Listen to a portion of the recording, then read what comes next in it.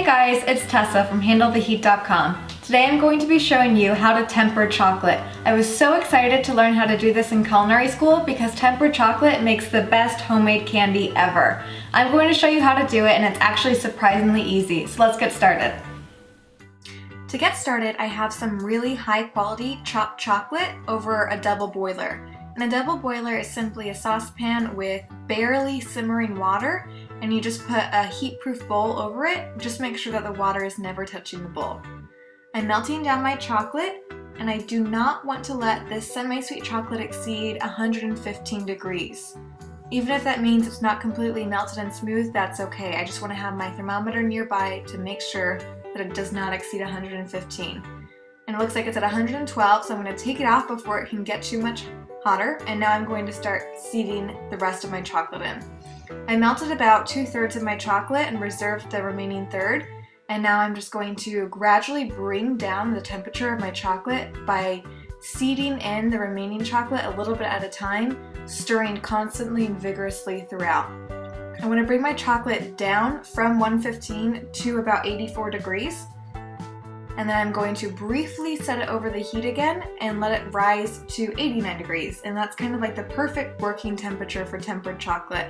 And this is going to make whatever I dip this chocolate in shiny and smooth and have kind of like that crisp crack when I break it.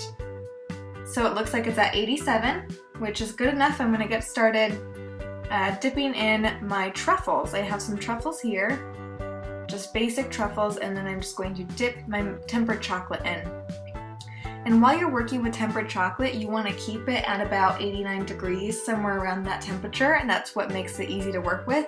If it gets too far below that, it can kind of get thick and a little bit difficult to work with. You can just briefly set it over the heat again until it gets to that perfect working temperature of 89 degrees. The great thing about tempered chocolate is it can be tempered over and over again. So if any point in time it gets down too low, you can reheat it. If you realize you messed up a step, you can usually save it.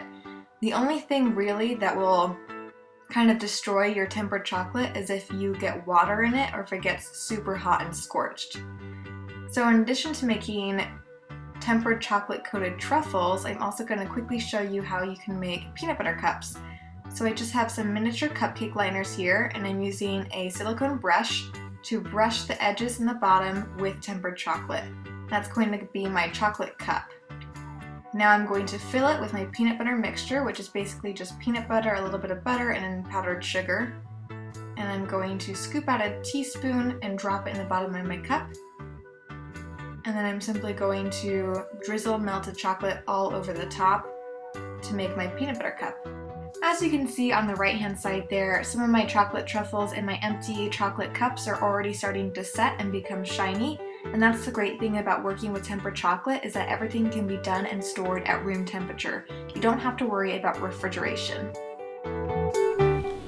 Alright guys, I hope you learned a thing or two about how to temper chocolate in this video. If you did like it, please give it a thumbs up. Don't forget to subscribe to my channel, and I'll see you next Wednesday for another food video.